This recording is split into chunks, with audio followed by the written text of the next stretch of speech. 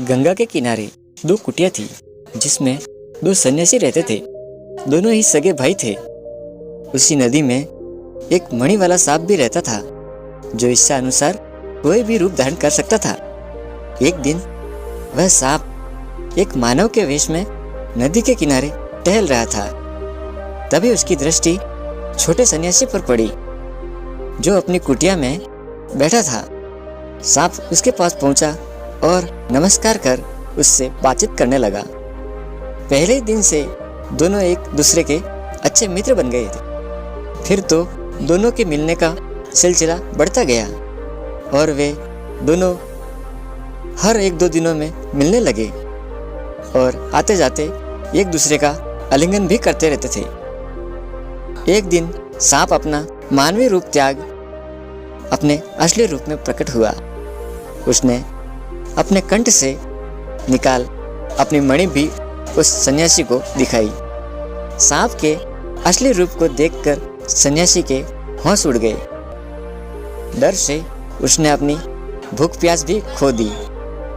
इससे उसकी अवस्था कुछ ही दिनों में एक चिरकालीन रोगी की तरह हो गई। बड़े सन्यासी ने जब उसकी रुग्णावस्था को देखा तो उसने अपना कारण जानना चाहा।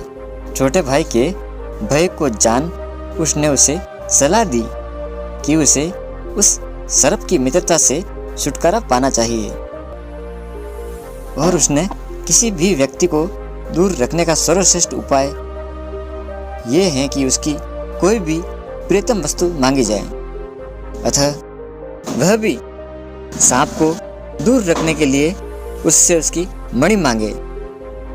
दूसरे दिन जब सांप छोटे सन्यासी की कुटिया में पहुंचा तो सन्यासी ने उससे उसकी मणि मांगी।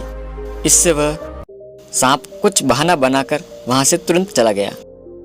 इसके पश्चात भी सन्यासी की 2-4 बार सांप से मुलाकात हुई और उसने हर बार उससे उसकी मणि मांगी।